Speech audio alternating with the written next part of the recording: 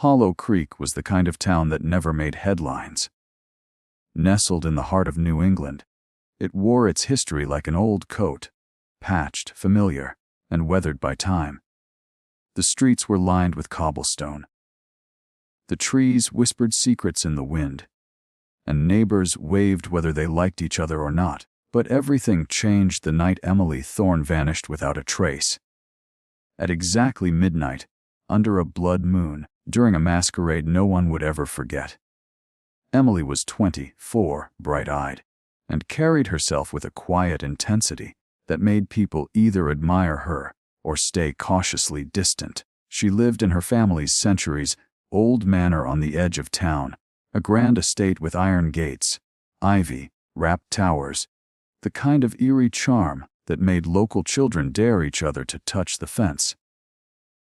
Emily worked at the town's library part-time, primarily in the folklore section. Her passion was strange stories, ancient symbols, and forgotten women from Hollow Creek's past. Especially those who had vanished, leaving behind nothing but rumors and echoes. It was her idea to host the midnight masquerade. She sent out old-fashioned invitations handwritten on parchment, sealed with red wax. The theme was simple: dress in black, wear a mask, and come prepared to laugh and listen. Locals found it charming. After all, Emily was known for being a bit mysterious, a touch theatrical. She promised an unforgettable evening, and she kept her word. The manor came alive that night. Soft candlelight flickered behind stained glass windows, classical music drifted from a hidden gramophone, and guests in elaborate costumes filled the ballroom. Velvet masks, feathered gowns, and whispered stories floated through the halls. Emily made her entrance precisely at 10:00 p.m., dressed in a floor-length black lace gown and a raven-feathered mask that curved over her eyes like wings. She looked like a shadow given form, and everyone turned when she passed, their conversations briefly falling silent before picking up again in hushed admiration. The night unfolded like a dream. Wine flowed freely, laughter echoed through the grand corridors, and at exactly 11:30, Emily gathered her guests in the drawing room. She stood before the marble fireplace and held up a leather-bound book from the 1800s. With a grin, she opened it and began reading aloud a tale from Hollow Creek's darkest history. It was about the Hollowing, a local legend almost no one took seriously. The story told of women who had disappeared on blood moon nights after laughing at midnight. They were said to be taken between seconds, pulled into a place where time no longer worked, where the veil between the world and something else grew thin. Emily's voice was calm, almost amused, as she read. She even laughed at the end, brushing off the silence that followed with a wink. "Every town has its myths," she said, "but I think Hollow Creek's are the most fun." No one knew it then, but those would be her last words. At 11:57 p.m., multiple guests recalled seeing Emily standing near the grand window. She was holding a half-empty wine glass and laughing softly, though no one seemed to know what the joke was. A few said she looked right at the antique grandfather clock as it began to chime. It was as if she were waiting for it. As it struck 12, the air in the room turned cold. The candles flickered unnaturally. Some guests later described a brief ringing in their ears. Others claimed the music stuttered for a moment, like reality skipped. And then Emily was gone. Vanished. Disappeared in front of 30 people. At first, guests thought it was a dramatic stunt. A magician's trick, maybe, or a hidden passage. The manor was old enough, after all. But when minutes turned into an hour, and there was no sign of her, worry replaced wonder. They searched the entire house, attic to cellar. They combed the garden, shouted into the woods, and checked under the tables as if she might pop up laughing. By 2:45 a.m., someone called the police. Detective Caleb Hart, a former Boston investigator who'd relocated to Hollow Creek for some peace and quiet, arrived just before dawn. He didn't believe in ghosts or curses. But something about the house, the atmosphere, the shaken guests, the way Emily had simply ceased to exist, made the hairs on his neck stand up. There was no sign of forced entry or escape.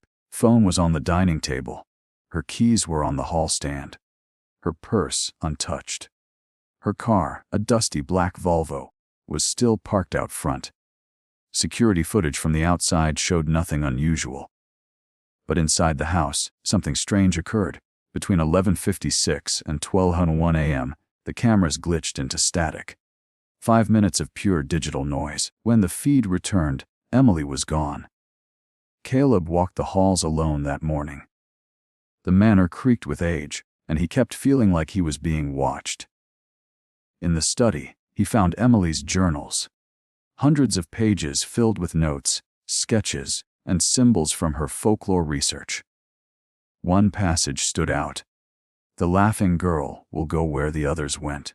Midnight remembers what time forgets. It was dated 3 days before the party. The townspeople were rattled. Most wanted to believe it was a runaway case. Maybe she staged it. Maybe she was mentally ill. But the ones who had been at the party knew better. They remembered the look in her eyes at midnight, the way her laugh didn't sound like her own, the sudden drop in temperature, the unexplained static, the emptiness she left behind. Disappearance became the town's greatest mystery. No ransom note. No clues, no leads, just silence. A hole in the story. Hollow Creek tried to move on, but the manor stayed empty, and no one dared walk near it after dark. Rumors spread like wildfire. Some said she found a doorway into another world. Others whispered she had become one of the vanished women she used to read about. Everyone agreed on one thing. She had laughed at midnight, and no one knew why. Detective Caleb Hart hadn't believed in ghosts. Not until the night he stepped into the Thorne estate. Something about Emily Thorne's disappearance refused to settle in the logical part of his brain. Every theory collapsed under its own weight. She couldn't have run away. She left behind everything. No stranger had entered or left. Surveillance footage simply died during the very moment she vanished.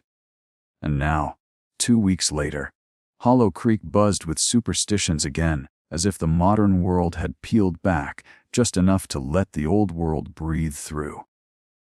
Caleb had tried to move on. He filed the report as unsolved, met with Emily's grieving aunt who lived out of state, and followed all the usual procedures. Something gnawed at him. He kept returning to her journal, which sat open on his desk like a taunt. The strange drawings, the symbols, the entries that read more like riddles than thoughts. One night, when the wind howled loud enough to feel like a whisper, Caleb returned to the manor one last time. He told himself it was to clear his mind, to close the case emotionally. But deep down, he knew the truth. He was drawn to the house, and maybe in some way it was calling him. He arrived just before midnight, flashlight in hand, the manor looming ahead like a frozen scream. Inside, the silence wrapped around him tightly, heavy and breathless. The grand clock that had struck midnight the night Emily disappeared was now silent, its pendulum still. Dust clung to everything like frost. Caleb moved slowly, retracing her steps from the masquerade. Drawing room, window, fireplace, and finally the study. Her journal sat where he had left it, open to the same cryptic entry. The laughing girl will go where the others went. Midnight remembers what time forgets. He flipped to the next page. More symbols. A small sketch of the manor, with a red circle drawn over what appeared to be a portion of the attic. The words written beneath in faded ink read, "Where the veil thins, the old stairwell begins." Caleb's breath caught. He had been in the attic before. Nothing had seemed unusual, except for an odd tapestry hanging along the back wall. His boots thudded on the stairs as he climbed, the wood groaning beneath him. The tapestry fluttered slightly in the cold air. Pulling it back revealed something he hadn't noticed before, a faint outline of a doorway, sealed long ago with rotted boards and rusted nails. Caleb stepped closer, heart pounding. His flashlight flickered. Something about the door felt wrong, as if it didn't belong in this world. He pried it open. The air that rushed out was colder than ice. A narrow spiral staircase descended into the dark, like the spine of some sleeping beast. The walls were lined with stone, etched with the same symbols from Emily's journal. With his flashlight casting nervous shadows, Caleb stepped down. The silence deepened. The light seemed to shrink around him. At the base of the stairs was a small stone room, circular and domed like a crypt. In the center stood a pedestal, and atop it sat a wooden box, small, worn, ancient. He opened it. Inside was a single black feather. Beneath it, a folded note in Emily's handwriting. If you found this, then the story was real. I had to know. And now I do. But I can't come back. Caleb staggered backward, his breath caught in his chest. The flashlight flickered again, and then he heard it. Soft, childlike, echoing in the silence like ripples on still water. He turned toward the far wall, and to his disbelief, was opening. The stone melted away like mist, revealing a corridor of silver light and swaying trees, forest that did not exist in this world. And in the center of it stood Emily. She looked different, paler, but calm. She wasn't afraid. "You found it," she said softly. Caleb stepped toward her. "Emily, what is this place?" "It's between seconds, between laughs, where the forgotten live," she replied. "I followed the stories. I thought they were just myths." Come back," he said. "We can fix this. You're alive." She shook her head slowly. "No one can return. Not once you've stepped through at midnight. We belong to the time in between now." His heart ached. "Why did you do this?" Emily smiled sadly. "Because I had to know the truth. All those women who vanished. They're here. They were laughed at, silenced, erased from history. But this place remembers. It's a sanctuary for the forgotten. The world didn't want them, so time kept them." Caleb reached out to touch her hand, but his passed through hers like smoke. She began to fade, like the dream was ending. "Tell them," she said, her voice beginning to echo. "Tell them we were real, and we were not afraid." The forest shimmered, then collapsed like a curtain falling. Caleb was alone. The chamber was dark again. The box was empty. The door behind him had vanished. He emerged from the manor just as the sky began to lighten with dawn. His face was pale, his hands trembling. He never told anyone the full truth of what happened that night. Officially, Emily Thorne was declared missing, unsolved. Another sad story in the annals of Hollow Creek. But those who knew Caleb, who saw the way he stared into the woods at night, the way he sometimes stopped walking at exactly midnight and tilted his head like he was listening, they knew something had changed. Something he wouldn't or couldn't explain. And deep in the attic of the Thorne estate, the grandfather clock chimes every night at 12, even though it's been broken for years. Those who hear it say it's followed by laughter, and no one dares laugh back.